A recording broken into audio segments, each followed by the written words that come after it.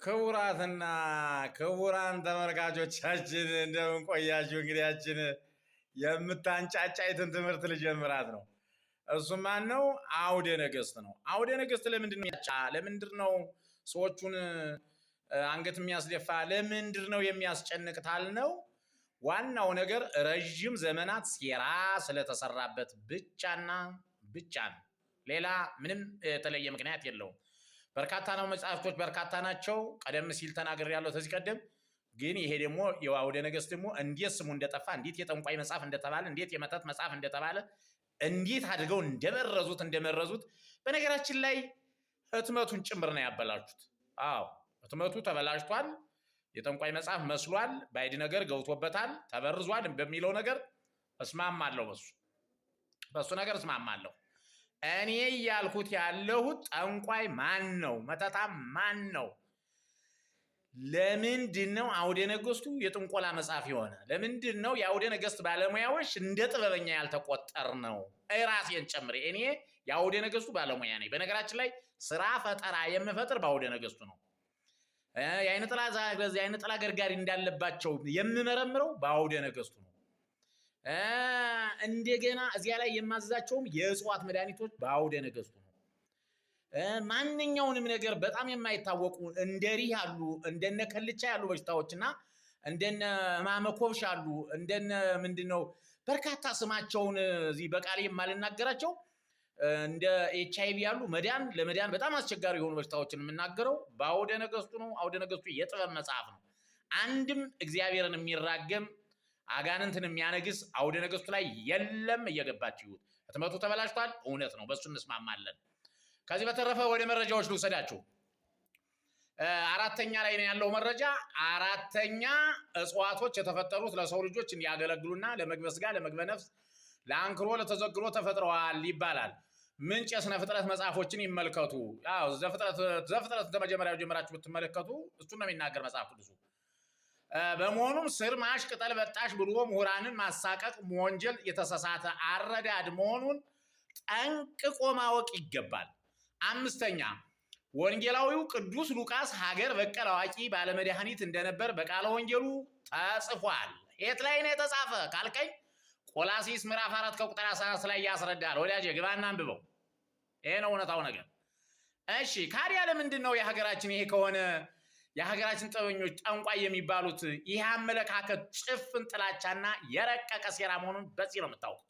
ይሄው ነው የመጽሐፍ ቅዱሳዊ ቃል ነው እየተናገርኩ ያለ። ሉክ ተከተሉኝ፣ አላበቃውም። ስድስተኛ ነቢዩ ኢሳይያስ የሀገር በቀል አዋቂ እንደነበር በትንቢተ ኢሳይያስ ምዕራፍ 38 ከቁጥር 21 ላይ በግልጽ ተጽፎ ይገኛል። ይህ ከሆነ የሀገር በቀል ሙያተኞችን መተታም፣ ደጋሚ፣ ጠንቋይ የምትሉ በምን ማስረጃ ነው እያልኩ እየጠኳችሁ ነው። ይህ የተሳሳተ ትርክትን መሆኑን መረዳት እንድችሉ ነው አድማጮቼና ወገኖቼ። ሰባተኛ እስክንድር የተባለው የጥበብ ሰው በረቀቀ ጥበቡ ገነትን ያህል ቦታ ፈጣሪን ያህል ጌታ አይቶ ጎብኝቶ እርሱ ከገነት ያመጣው የገነት ዕፅ ከሰሎሞን በር ወድቆ ህሙማንን ሲፈውስ ኖሮ በመጨረሻ የንግሥተ ሳባ ነገር ፈውሶታል። ምንጭ ከመዝገበ ታሪክ ይመልከቱ። በንግሥተ ሳባ ታሪክ ላይም ተጽፏል። ይህም ዕፅ የዓለም መድኃኒት ኢየሱስ ክርስቶስ እንደተሰቀለበት መጽሐፈ ቅዳሴው ያስረዳል። አዎ፣ ስለዚህ የኢትዮጵያ ሊቃውንቶች በነገራችን ላይ መጽሐፈ ቅዳሴው አንድምታው ቢያው ላይ ታገኙታላችሁ። ገጹን በመጽሐፍ ላይ ጠቅሰዋለሁ ወደፊት። ስለዚህ የኢትዮጵያ ሊቃውንቶችም ለምን ይሰደባሉ? ለምንስ ይረገማሉ? ይህ የጠላት ሴራ አይደለምን እያልኩ እየጠየኳችሁ ነው ማለት ነው። እውነታው ነገር ይሄ ነው ማለት ነው። እሺ 8ኛ ላይ ልውሰዳችሁ። 8ኛ ወደ እመቤታችን ነው መመልሳችሁ። እመቤታችን ድንግል ማርያም ልጇን ኢየሱስን ትምህርት ቤት ስታስገባው ከሀገር በቀል አዋቂ ቤት እንደነበር ይታወቃል። እንዳትጫችሁ። ኢየሱስ ሕፃን ሆኖ ትምህርት እየተማረ መምህሩ በቀይ ቀለምና በጥቁር ቀለም ሲጽፍ አየውና መምህሩ ምሳ ለመብላት ሲነሳ ጥቁሩን ቀለም ከቀዩ ቀለም ጋር ቀላቀለበት። መምህሩም ሲመጣ ተናዶ ኢየሱስን በለበቅ ገረፈው። ኢየሱስም አለ ለምን ትመታኛለህ? ቀለሙን እንደነበረ ለይልኝ አትለኝም ነበርን ብሎ ተቆጣና ቀዩን ቀለም ከጥቁሩ ቀለም ለይቶ ሰጠው ይላል። መምህሩም ግራ ገብቶት ሁሌም ሲያስተምረው ሀበል ብሎ ሀ ለበል ሲለው ሀ ማለት ምን ማለት ነው እያለ አስጨንቆ ስለነበር እናቱን አስጠርቶ ይሄን ልጅ ውሰጂው ከአቅሜ በላይ ነው ብሎ እንዳባረረው ተጽፏል። ኢየሱስ ክርስቶስ ተባረረ ማለት ነው ከትምህርት ቤት። ካዲያ ቀለሙን ኢትዮጵያውያን ሊቆች ሲጽፉበት ብቻ ነው እኛ ስንጽፍበት፣ እኛ የኢትዮጵያውያን ሊቃውንት ስንጽፍበት ነው የጥቆላ መጽሐፍ የሚሆነው ሊሆን የሚችል። በቃ ቀለም ነገርና ይቺ ቢር ነገር ዘንድ ከታየን በቃ ደብተራ ጠንቋይ ምናምን ማትቁርጅብኝ። ለምን ይህን ታሪክ ይሁት እንግዲህ ይህም ሌላኛው ድራማ ሆኖ ስለተሰራብን ነው ማለት ነው። 9ኛ አባታችን የፊደል ቆጣሪው ቅዱስ ሄኖክ ስለ እጽዋት፣ ስለ ነገረ ፊደል፣ ስለ አውደ ነገሥት፣ ስለ ኮከብ ቆጠራ በ800 ዓመተ ዓለም ገደማ እንደጻፈው በመጽሐፈ ሄኖክ ላይ በግልጽ ተጽፎ ይገኛል። ገብታችሁ አንብቡት።